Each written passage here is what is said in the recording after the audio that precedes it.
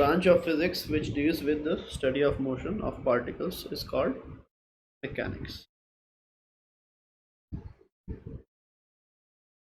ठीक है, तो मैकेनिक्स में भी आ रहे हैं, मैकेनिक्स में भी दो तीन आपके सब ब्रांचेस हैं. ठीक है, तो मैकेनिक्स की अगर हम बात करें, it is again distributed into two main branches, सब ब्रांचेस. एक काइनेमैटिक्स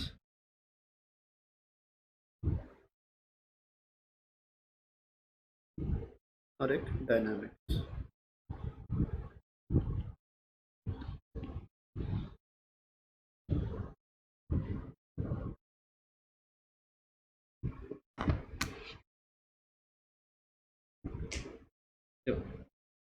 काइनेमैटिक्स जो है,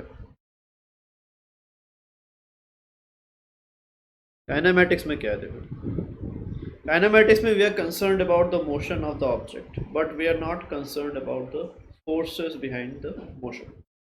ठीक है, तो हम यहाँ पे क्या कर रहे हैं कि मोशन को स्टडी तो कर रहे हैं, बट इसका जो कॉज है, मोशन को करने के लिए जो चीज़ें ज़रूरी है, कि अगर मान लो कि आपको यहाँ पे मोस्टली सारे क्वेश्चंस ऐसे दिए रहेंगे कि उसकी इनिशियल वेलोसिटी दी रहेगी, ठीक है, उसकी फाइनल वेलोसिटी दिया रहने वाला है, उसके बाद आपको एक्सेलरेशन कितना है ऑब्जेक्ट का वो भी आपको दिया रहेगा. ठीक है, उसके बाद आपको बताना है कि कुछ टाइम बाद क्या होने वाला है, उसका स्पीड कितना बन जाएगा, कितना डिस्टेंस कवर करेगा, तो ये सब चीज़ें. तो यहाँ पे अगर आप देखो तो पूरा जो मोशन है ऑब्जेक्ट का, उसको आप स्टडी कर रहे हो, बट ये एक्सेलरेशन कहाँ से आया, ये इनिशियल वेलोसिटी कहाँ से आया, ठीक है, ये फाइनल मतलब कि ये सब चीज़ें कहाँ से आए वो आप डिस्कस नहीं करने वाले. So we will not be talking about forces in this particular branch. ठीक है, तो we are not concern about the forces. Acceleration कहाँ से आया, वी आर नॉट कंसर्न. ठीक है, that is not part of this particular branch. ठीक है, तो एक्सेलरेशन कहाँ से आया, किस फोर्स के वजह से आया, ये सब हम कहाँ देखने वाले. This all things will be dealt with in dynamics. तो kinematics is the study of motion without considering the cause behind the motion.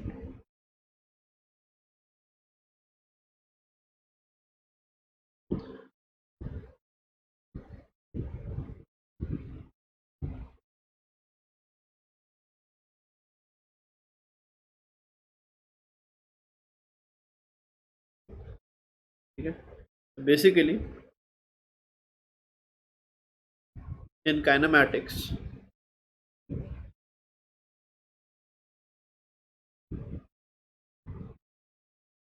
we are not concerned about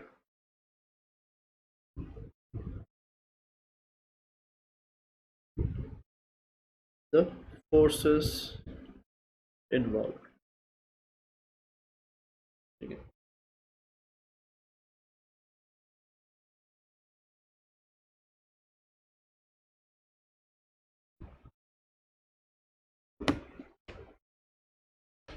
तो हम मोशन को स्टडी करेंगे.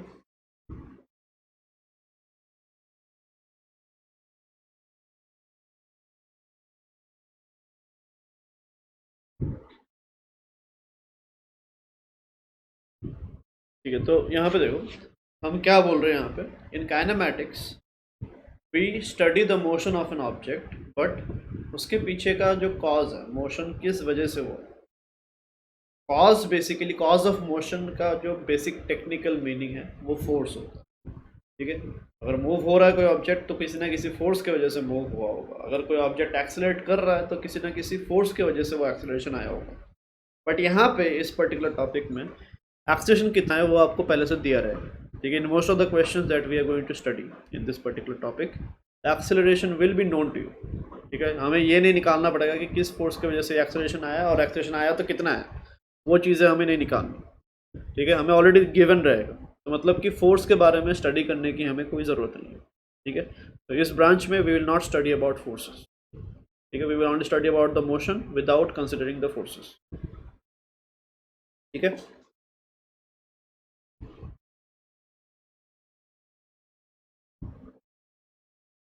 सिमिलरली डायनामिक्स क्या है. Dynamics में आपको forces को भी स्टडी करना पड़ेगा. तो जैसे काइनेमेटिक्स में आपको एक्सेलरेशन कितना है, किस डायरेक्शन में है, क्या नहीं, सब कुछ पहले से गिवन रहेगा या नोन रहेगा, गिवन या नोन जो भी है। बट डायनामिक्स में आपको ऐसा कुछ भी गिवन नहीं रहेगा। डायनामिक्स में आपको बस बता देंगे सिस्टम ऐसा है, और आप खुद एनालाइज करोगे कि फोर्स किस किस डायरेक्शन में क्या क्या लगेगा, ठीक है, उस फोर्स की वजह से एक्सेलरेशन क्या होगा, ठीक है। एक बार एक्सेलरेशन निकल गया उसके बाद जो बाकी का एनालिसिस है वो पूरा वापस काइनेमेटिक जैसा सेम हो जाएगा, ठीक है। बट वही चीज़ एक्सेलरेशन निकालने तक की स्टोरी जो है वो आपको यहाँ पे करना पड़ता है, ठीक है। काइनेमेटिक्स में वो चीज़ ऑलरेडी दिया हुआ मिलता है, डायनामिक्स में वो चीज़ भी आपको निकालना पड़ता है, ठीक है। तो यहाँ पे क्या है, the study of motion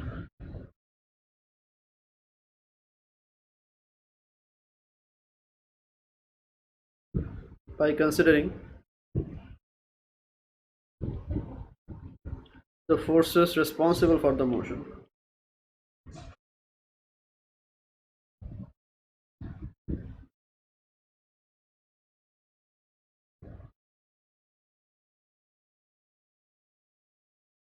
is known as dynamics।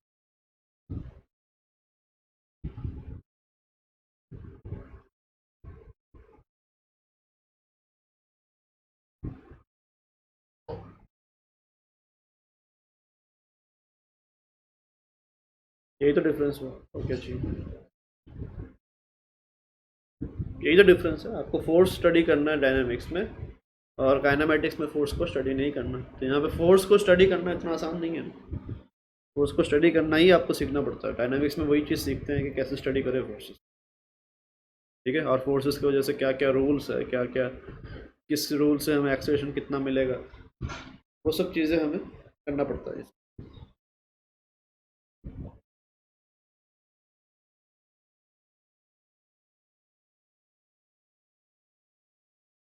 हाँ, तो आप बोल सकते हो काइनेमेटिक्स जो है वो डायनामिक्स का एक सब ब्रांच है, ठीक है। तो डायनामिक्स में जैसे आपने फोर्स निकाल लिया और फोर्स की वजह से एक्सेलरेशन कितना है वो निकाल लिया, उसके बाद बाकी जो आप स्टडी करोगे मोशन का वो वापस काइनेमेटिक्स बन जाएगा, ठीक है।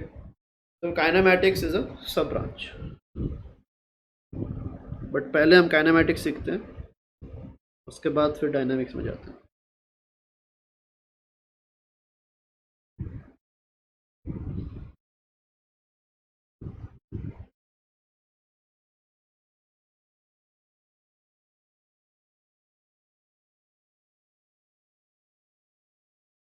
ब्रांच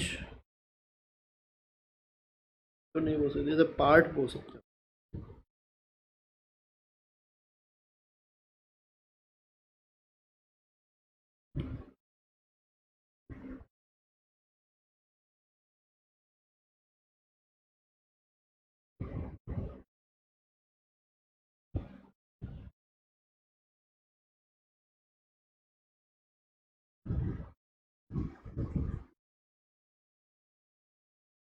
डायनामिक्स की जो स्टडी है उसका एक पार्ट को आप काइनेमेटिक्स भी बोल सकते हो। अब डायनामिक्स एक बिगर पिक्चर है।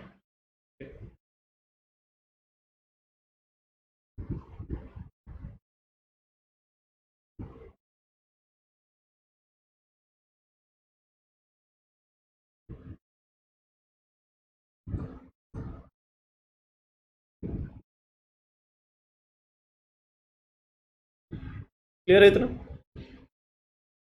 ठीक है, तो अभी हम सबसे पहले क्या करेंगे, late us talk about the types of motion, ठीक है। तो ये आपके सारे ब्रांचेस किसका क्या मीनिंग है, ठीक है।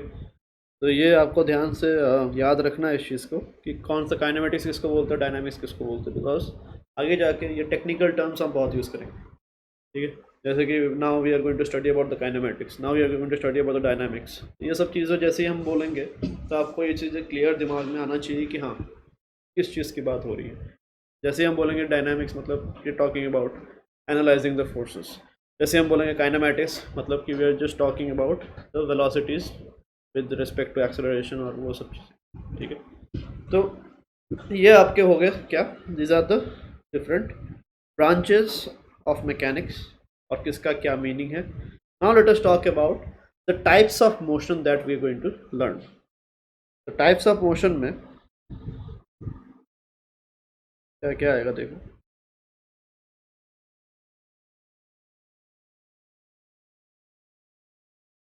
पहला जो आपका है that is rectilinear motion,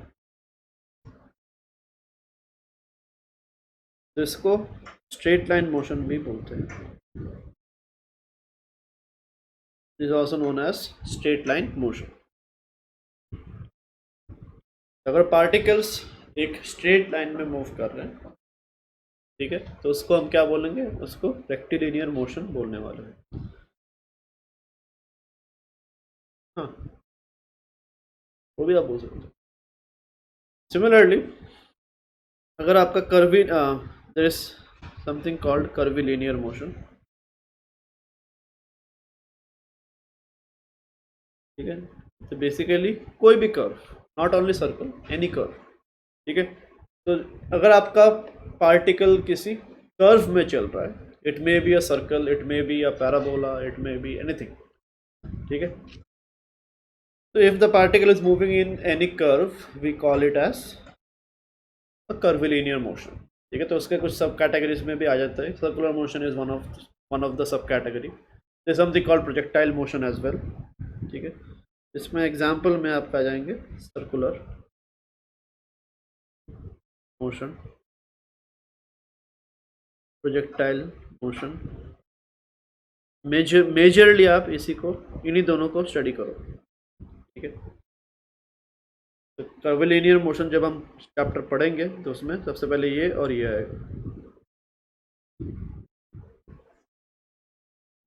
projectile motion means the motion of an object which has been thrown from the surface of the earth, ठीक है, अर्थ के सरफेस से अगर आप किसी ऑब्जेक्ट को थ्रो करते हो तो उसका पाथ या उसका मोशन जैसा होता है उसको प्रोजेक्टाइल मोशन बोला जाता है। तो we will talk about them in detail कि क्या डेफिनेशन है, क्या होता है, क्या नहीं, वो सब भी हम देखेंगे।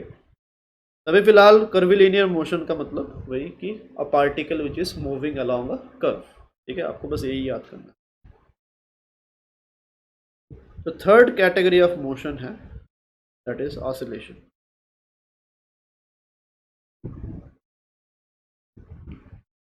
ठीक है, ऑसिलेशन में क्या होगा, it is nothing but to and fro motion between a mean position या अबाउट अ मेन पोजीशन।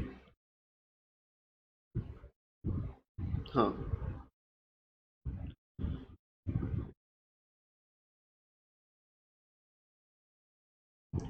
ठीक है, तो इसका परफेक्ट एग्जांपल आपका सिंपल पेंडुलम जो आपने पढ़ा है,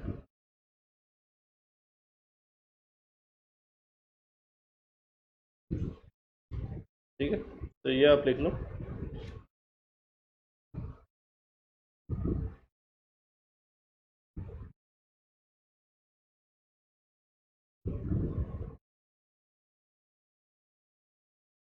ऑसिलेशन मतलब ये आपका टू एंड फ्रो मोशन, जैसे झूला होता है आपका स्विंग, झूला भी आपका ऐसे ऑसिलेट कर रहा होता है, ठीक है, तो इसी चीज़ को ऑसिलेट बोलते हैं, मतलब एक बार जा रहा है एक बार वापस भी आ रहा है, तो टू एंड फ्रो का यही मीनिंग होता है, जाना और वापस आना। हाँ, उसी चीज़ को हम ऑसिलेशन बोलते हैं, ठीक है, तो ये आपके three different types of motion जो हम स्टडी करेंगे। तो यहाँ पे क्या होगा, सबसे पहले चैप्टर का आगे कैसे फ्लो करेंगे हम देखो, सबसे पहले हम रेक्टिलिनियर मोशन पढ़ेंगे और उसका काइनेमेटिक्स वाला पार्ट देखेंगे, ठीक है, उसके बाद हम कर्विलिनियर मोशन पढ़ेंगे, उसका भी पहले काइनेमेटिक्स देखेंगे, ठीक है, फिर जैसे ही हमारा ये खत्म हुआ, काइनेमेटिक्स खत्म हुआ, उसके बाद now we will start with dynamics. तो पहले हम डायनामिक्स देखेंगे किसका, रेक्टिलिनियर मोशन का, फिर आपका आएगा डायनामिक्स ऑफ कर्विलिनियर, कर्विलिनियर में भी स्पेसिफिकली सर्कुलर मोशन जो है उसका डायनामिक्स के बारे में हम स्टडी करेंगे। फिर हम उसके बाद इन दोनों को कंबाइन करके बॉडीज़ के लिए कैसा होता है, जैसे यहाँ पे हम पार्टिकल्स की स्टडी करेंगे, उसके बाद हम बॉडीज़ का कैसा होता है वो देखेंगे, उसके बाद फिर लास्ट में ऑसिलेशन आपका आएगा, ठीक है, ये सारे नहीं, ब्रिज कोर्स में नहीं, ये 11th का कैसा चैप्टर का फ्लो है वो बताया जा रहा है, ठीक है, तो पहले आप rectilinear motion is basically straight line motion, ठीक है, और कोई पार्टिकल अगर स्ट्रेट लाइन में चल रहा है तो उसके मोशन को आप रेक्टिलिनियर मोशन बोल सकते हो।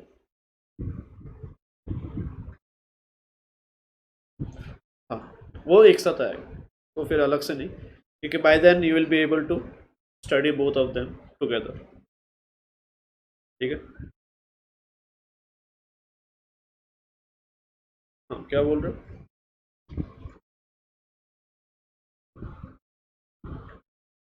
कर्विलीनियर मतलब when the object is moving along a curve. ठीक है, तो ये आप लिखना चाहते हो लिख लो, डेफिनेशन भी लिख लो। चलो, रेक्टिलिनियर का definition,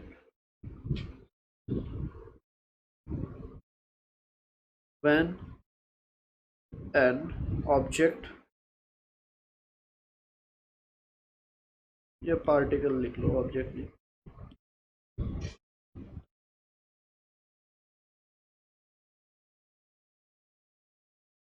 moves in a straight line।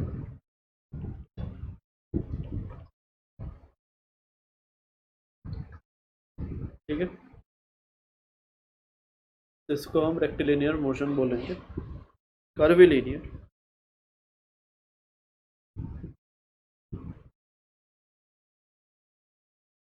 when a particle moves in a curve।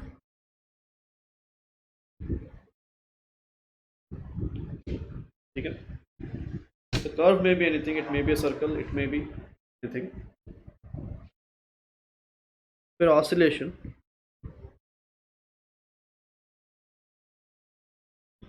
when a particle moves to and fro।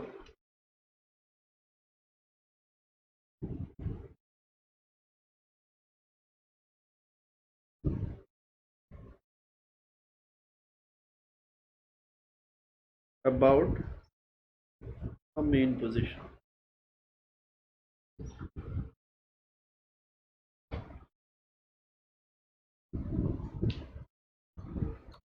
नहीं, खत्म नहीं हुआ। अभी यहाँ पे भी रेक्टिलिनियर मोशन जब हम करेंगे, इसमें भी आपके बहुत सारी चीज़ें आएंगी जो आपने ऑलरेडी छोटे क्लासेस में सीख रखा है। ठीक है, बट थोड़ा सा एडवांस इसको देखेंगे। ठीक है, we need to change our point of view. ऐसा नहीं कि छोटे क्लास में जो सीखा है उसी को कंटिन्यू करेंगे, ऐसा नहीं है। थोड़ा नया नए नज़रिए से भी इस चीज़ को देखने वाले हैं। ठीक है, तो these are the different types of motion and the definitions. तो आपका यही होगा थ्रू आउट। तो यहाँ पे देखो, जैसे ही आपका ऑसिलेशन तक कंप्लीट हो जाएगा, सबका काइनेमेटिक्स, सबका डायनामिक्स, और फिर ऑसिलेशन जैसे ही ख़त्म होगा, ठीक है, तो ऑलमोस्ट आपका 80% ऑफ क्लास 11 ख़त्म हो जाता है। ठीक है, तो वही है। तो ये एक एक करके चैप्टर जब आप पढ़ोगे तो काफ़ी लंबा है।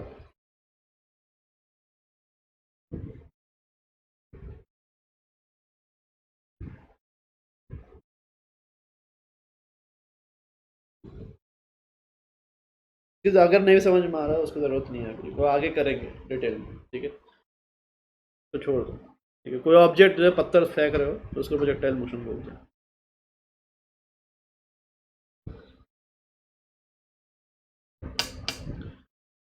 ठीक है, चलो, तो अभी अगला देखते हैं। देखो, now we will talk about the parameters of motion.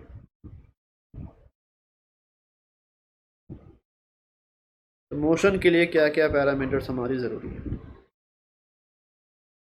सबसे पहला जो है that is position of a particle.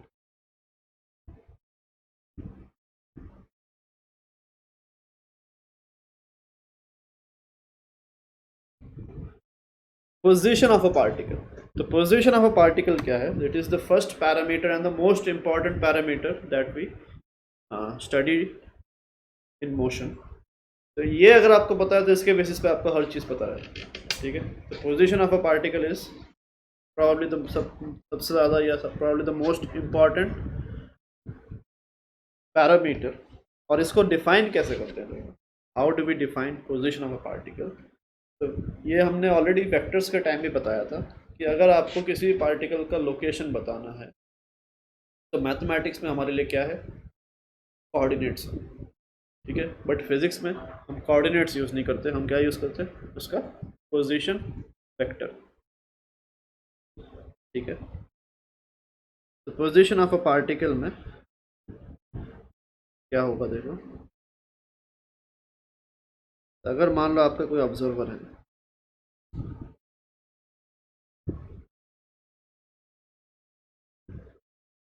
तो ये हमने एक रेफरेंस फ्रेम बनाया, ठीक है। तो रेफरेंस फ्रेम क्या होता है, देखो सबसे पहले तो रेफरेंस फ्रेम को डिफाइन करते हैं इसमें।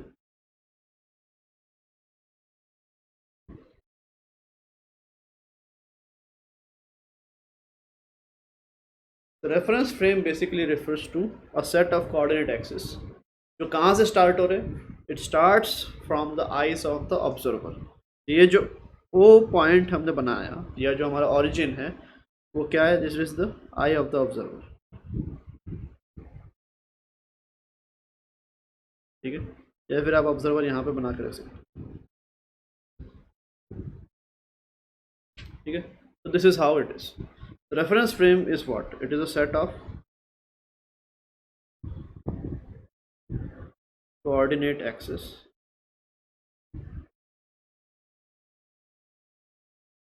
which emerges from the eyes of the observer।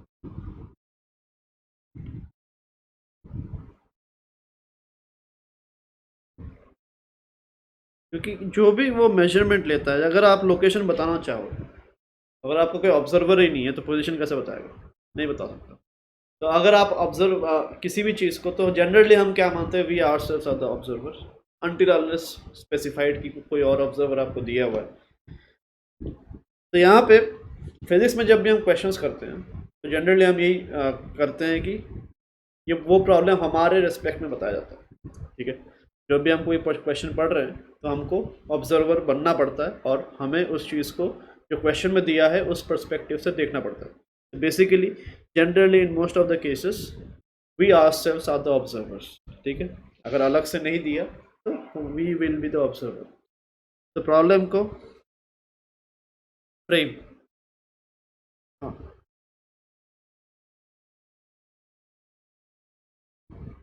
हमारे दो दो आँख है तो बट क्या हुआ, दिखता तो एक ही इमेज है ना, तो वो तो इमेज प्रोसेसिंग ब्रेन में चलता रहता है। रेफरेंस फ्रेम एक देखो, अगर मैं यहाँ पे बैठा हूँ, अगर मैं इस रूम में, मेरे रूम में क्या क्या चीज़ें हैं, दरवाज़ा कहाँ पे है, अगर मुझे बताना है तो मैं कैसे बताऊँ, मैं अपने आँखों से एक डिस्टेंस एस्टिमेट करने वाला हूँ, ठीक है। तो जो भी मुझे दिखता है आसपास, आसपास की पूरी दुनिया मैं अपने आँखों के हिसाब से ही मेजर करता हूँ, ठीक है, how far the objects are. तो बेसिकली मेरा ब्रेन क्या कर रहा है, मेरा ब्रेन अपने आँखों पे ही एक ओरिजिन सेट कर रहा है, ठीक है, उसके हिसाब से एक एक्स वाई जेड, ठीक है, एक्सिस वो बना रहा है और फिर उसके हिसाब से वो बता रहा है कि कोई ऑब्जेक्ट कहाँ पे लोकेटेड है, ठीक है। तो वो सब चीज़ें हम परसीव कर पाते हैं, ठीक है, in the back of the brain ये सब चीज़ें चल रही है, बट वी डोंट रियलाइज कि ये सब चीज़ें चल रही है। But every second the moment U turn around and everything what ever is happening, ठीक है, सब कुछ आपका ब्रेन प्रोसेस कर रहा है, आपको पता रहता है कि कौन सी चीज़ कितनी दूर है, ठीक है।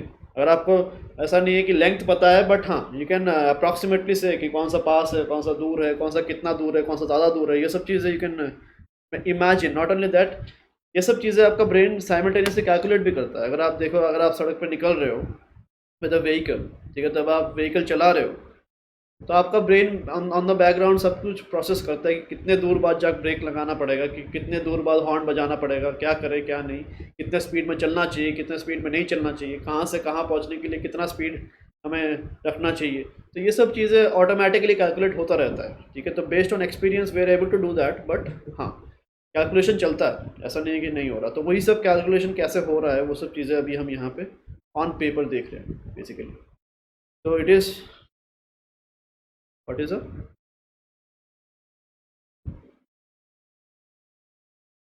which which emerges,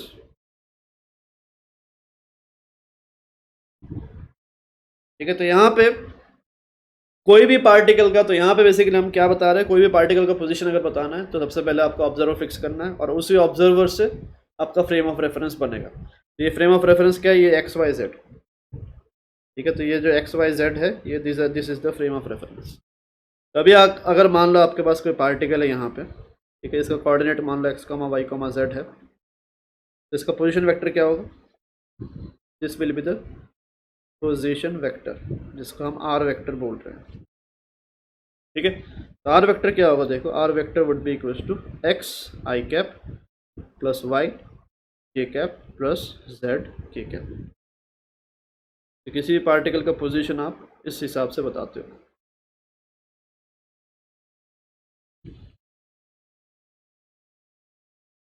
this is your position vector. तो फिजिक्स में पोजीशन बताने के लिए आपको पोजीशन वेक्टर का यूज़ करना है। ठीक है, यहाँ पे मैं एक्स वाई जेड भी बोल सकता था, बट हमने बोला नहीं, हमने क्या यूज़ किया, आर वेक्टर यूज़ किया। तो फिजिक्स में आपको आर वेक्टर ही यूज़ करना है। We not going to talk about the coordinates.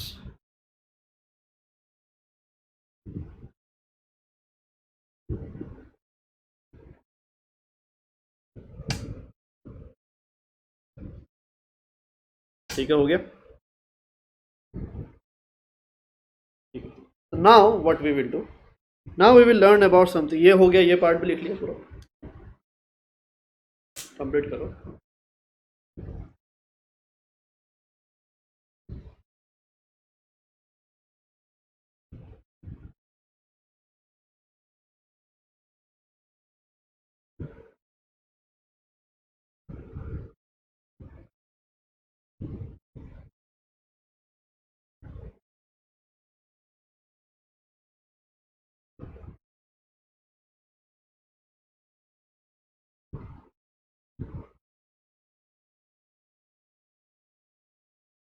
Actually चीज, अब ऐसे फेस उल्टा करो तो उल्टा हो जाएगा ना फिर सब।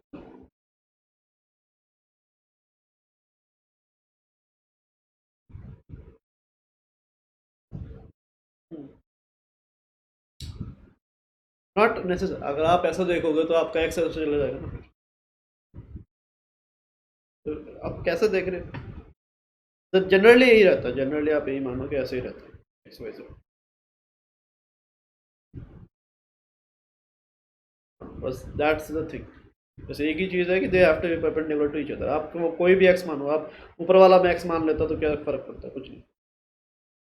ठीक है, हाँ कोऑर्डिनेट्स आपके बेसिकली फ़र्क अलग हो जाता, बट वही लोकेशन पोजीशन वेक्टर का मैग्नीट्यूड एंगल ये सब चीज़ें सेम ही रहता है, डायरेक्शन वगैरह सब सेम रहता है। ठीक है, तो अभी देखो यहाँ पे अगला जो है वो क्या है। Now this is going to be something interesting. देखो अब मान लो ऑब्जर्वर है अपने जगह पे, और उसके आसपास कोई ऑब्जेक्ट है।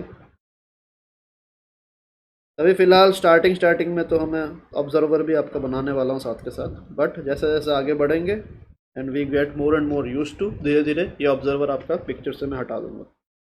ठीक है, आपको खुद ही समझना पड़ेगा कि हाँ यहाँ ऑब्जर्वर है। ठीक है, तब देखो ये आपका रेफरेंस फ्रेम, और इस रेफरेंस फ्रेम के आसपास पॉइंट ए से एक ऑब्जेक्ट आपका मूव करना स्टार्ट करता है। ठीक है, तो ये एक पाथ ले रहा है समथिंग लाइक दिस, और फाइनली यहाँ पहुँचा। ठीक है, मान लो एक एंट चल रहा है, एंट ऐसे ही चलता है टेढ़ा मेढ़ा। ठीक है, तो ये एंट ए से चल के बी तक आया। तो जैसे ये ए से चल के बी तक आया, now what we are interested in, दो चीज़ें, two things we are interested in. सबसे पहली चीज़ कि ये जब ए से चल के बी तक आया, ठीक है, इस पूरे जर्नी में कितना पाथ कवर किया उसने, एक तो ये। ठीक है, और दूसरा कि ए से लेके बी तक पहुंचते पहुंचते उसके लोकेशन या पोजीशन में कितना चेंज आया। क्या दोनों चीजें सेम है? Are both. एक बेटर एग्जांपल लेते हैं, एक मोर इजियर एग्जांपल। मान लो मैं यहां से चलता हूं, ठीक है, right now I am in Hinjewadi.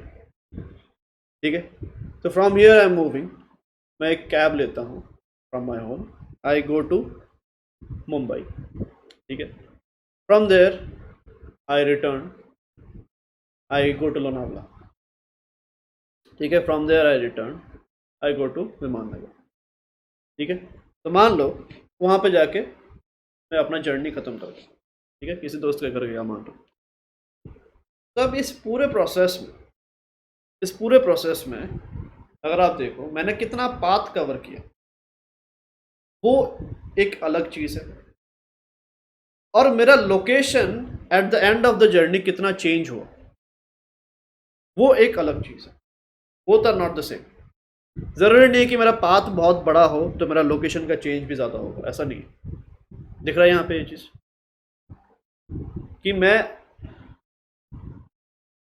तो ये जो दो चीज़ें हैं, ठीक है, एक डिस्टेंस हो गया जो एक्चुअल पाथ मैंने कवर किया, ठीक है, ये जो पाथ लेंथ हम बोल रहे हैं इसको हम क्या बोलते हैं, that is what we know as distance. ठीक है, तो मेरा पाथ बहुत बड़ा हुआ, बहुत लंबा पाथ हो गया, मैं यहाँ से बॉम्बे गया, बॉम्बे से लोनावला गया, लोनावला से फिर वापस विमान नगर गया, तो पाथ लेंथ मेरा काफ़ी ज़्यादा है। ठीक है, अगर किलोमीटर्स में अगर मैं देखना चाहूँ इस चीज़ को तो it will be somewhere around 450 kilometres. ठीक है, तो यहाँ पे ये जो पाथ लेंथ मैंने मेजर किया कि एक्चुअल में कितना चला, that is what we know as distance. ठीक है, बट अगर मैं लोकेशन में जीपीएस में अगर मैं देखूं, मेरा इनिशियल पोजीशन मेरा जीपीएस में जहां पे था और फाइनल पोजीशन जीपीएस में जहां पे है, ठीक है, इन दोनों पोजीशंस में क्या चेंज है अगर मैं वो देखूं, वो कुछ और है, that is a completely different parameter all together. ठीक है, दोनों चीजें सेम नहीं है। ठीक है, तो ये जो चेंज ऑफ पोजीशन है इसको क्या नाम दिया गया, चेंज ऑफ पोजीशन या change of location, overall change, इस चीज को डिस्प्लेसमेंट बोला जाता है। क्लियर, जिसको नया एक पैरामीटर दिया गया, एक नया नाम, जिसको हम बोलते हैं डिस्प्लेसमेंट। तो as the particle has moved from A to B, यहाँ पे अगर एग्जांपल में देखो ये उसका पाथ लेंथ है। ठीक है, तो ये पूरा जो पाथ लेंथ है, इस पाथ लेंथ में अगर आप मेजर कर लोगे कि कितना है, that would give you distance. Similarly अगर आप लोकेशन की चेंज की बात करो, लोकेशन कितना चेंज हुआ, वो बस इतना ही चेंज हुआ। ठीक है, तो इसको क्या बोलते हैं, इसको हम बोलते हैं डिस्प्लेसमेंट, जो चेंज ऑफ लोकेशन है। अब क्वेश्चन ये है कि how to measure the change of location. इसको अगर आपको मेजर करना है तो हम क्या करते हैं, देखो, ठीक है, फाइनल माइनस इनिशियल क्या, पोजीशन। अब पोजीशन को कैसे बताएंगे, पोजीशन ऐसा, डिस्टेंस फार्मूला नहीं, पोजीशन बताते कैसे, एक्स वाई जेड से तो बताएंगे नहीं, डिस्टेंस पोजीशन वेक्टर। तो ये जो चेंज ऑफ पोजीशन हो गया ये भी क्या होगा फिर, एक वेक्टर माइनस डिस। ठीक है, तो अगर मैं पोजीशन बोलूँ कि final position minus initial position, this is my what, displacement. ठीक है, अगर मैं ऐसा बोल रहा हूँ तो पोजीशन को मैं तो सबसे पहली चीज़ स्टार्टिंग में बता दिया गया है कि पोजीशन को कैसे हम डिनोट करेंगे with the help of a vector which is called the displacement vector, sorry position vector. तो अगर आप चेंज ऑफ पोजीशन मतलब final position minus initial position would be final position vector minus initial position vector in mathematics. ठीक है, mathematics लिखोगे उसको तो ऐसे ही लिखोगे, दो वेक्टर्स को सब्ट्रैक्ट करोगे तो मिलेगा क्या आपको result, it will be a new vector again. ठीक है, तो इसीलिए डिस्प्लेसमेंट जो है, ठीक है, तो डिस्प्लेसमेंट जो है, displacement is a vector quantity. ठीक है, this is the reason why it is a vector quantity. But अगर मैं पाथ लेंथ की बात करूं, पाथ लेंथ मैंने कितना कवर किया, वो क्या होगा, that is not a vector, वो डिस्टेंस होगा but that is a scalar quantity, that is not a vector.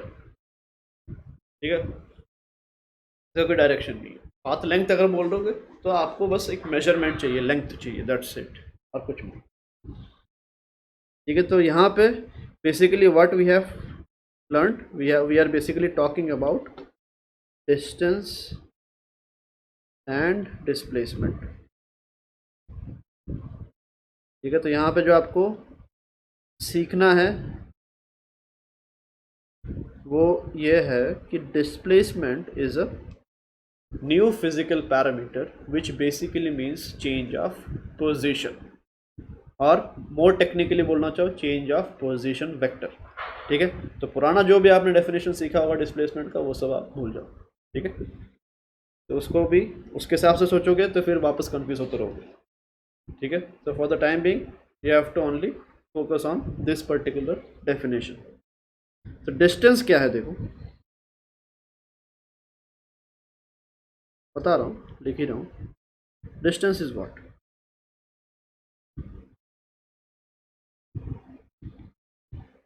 It is defined as the length of path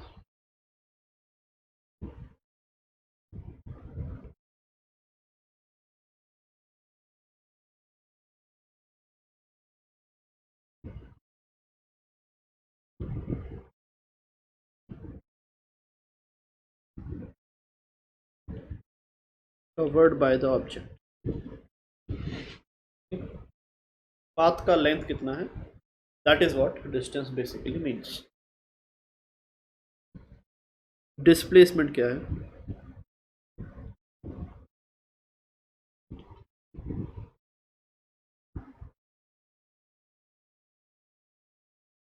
नहीं, उस पर अभी बाद में आएंगे। मिनिमम लेंथ जो है वो डेफिनेशन नहीं हुआ, वो कंक्लूजन हुआ, ठीक है। तो वही चीज़ बता रहा था कि आपको जो छोटे क्लास में आपने सीखा है उसको भूल जाओ फिलहाल। It refers to the change in position.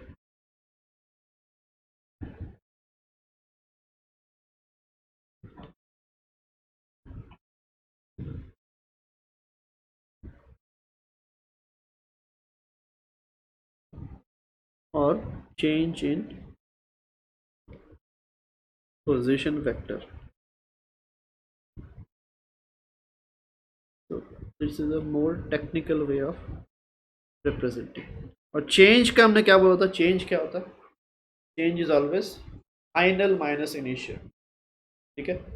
Loss initial minus final होता है, बट चेंज क्या होता है? हमेशा फाइनल माइनस इनिशियल। तो ये चीज़ आपको हमेशा यूज़ होगा, हर चैप्टर में यूज़ होता रहेगा।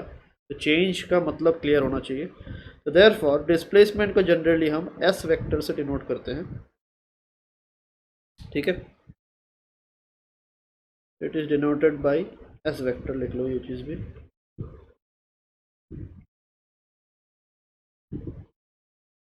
तो एस वेक्टर क्या होगा? देखो यहाँ पे पोजीशन ऑफ ए, इसको हम क्या लिख सकते हैं? This can be written as R A vector, ठीक है। तो इस पोजीशन को हम आर ए वेक्टर बोल सकते हैं, क्लियर। और इसके पोजीशन को हम बोल सकते हैं आर बी वेक्टर, ठीक है। ऑब्वियसली ये कोऑर्डिनेट्स पे डिपेंड करेगा, ठीक है। जो भी रहेगा, या तो गिवन रहेगा या तो कोऑर्डिनेट्स दिए रहेंगे आपको, उसके हिसाब से आपको निकालना पड़ेगा। तो ये क्या होगा? Final minus initial. Final point कौन सा है? या इसको R final minus R initial ऐसा लिख लो, ये आपका जनरल फॉर्म बन गया।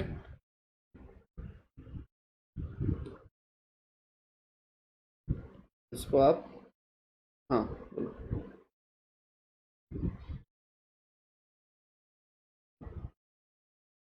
हाँ ऑब्वियसली सब कुछ विद रिस्पेक्ट टू ऑब्जर्व।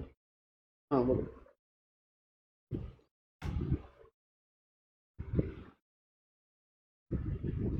किसका? पार्टिकल का हुआ नहीं, देख किसके हिसाब से रहे हो आप?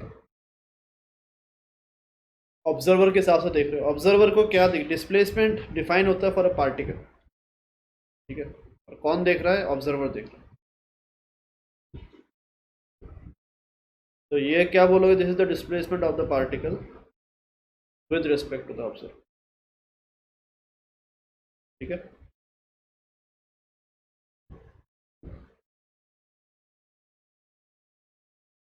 पोजीशन जो है, पोजीशन वेक्टर आपका, डिस्प्लेसमेंट वेक्टर आपका, ये जो है ये वेक्टर आपका यहाँ पे लाई कर रहा है, ठीक है। ये जो वेक्टर है इसको अगर आप देखो, देखो यहाँ पे इसको ट्राइंगल लॉ में हम डालते हैं इसको, देखो S vector plus R A vector would be equals to R B vector, ठीक है। ये ट्राइंगल लॉ बन रहा है। तो यहाँ पे देखो कौन कौन ऐड हो रहे हैं? एस और आर ए, ठीक है। तो वो सक्सेशन में रहने वाले हैं। आर ए वेक्टर तो ऑलरेडी प्रेजेंट है, तो इस ये जहाँ ख़त्म हो रहा है वहीं पे क्या बन जाएगा? आपका एस वेक्टर बन जाएगा। एस वेक्टर स्टार्ट यहाँ से होगा और एंड कहाँ पे होगा, यहाँ पे।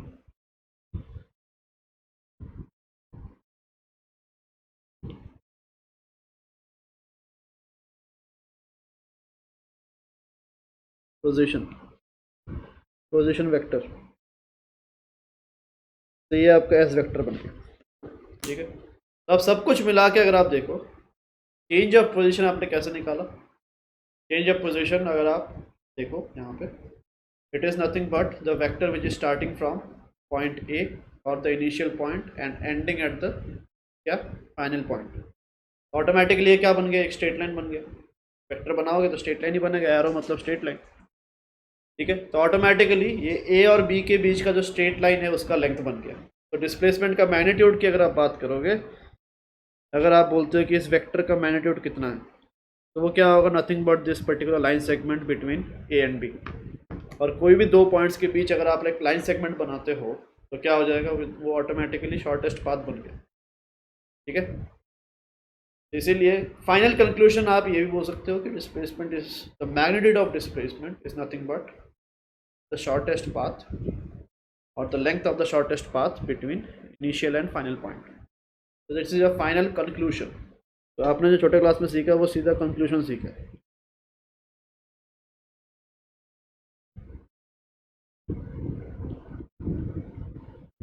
तो यहाँ पे भी लिखते टाइम ध्यान से मैग्नीट्यूड आप बोल रहे हो, not displacement. The magnitude of displacement is what is equals to the length of shortest path.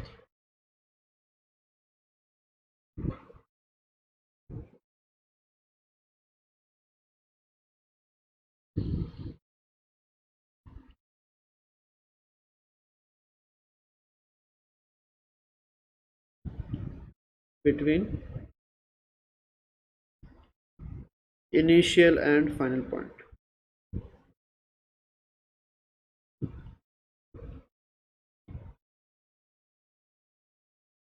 यहाँ पे इसको भी आप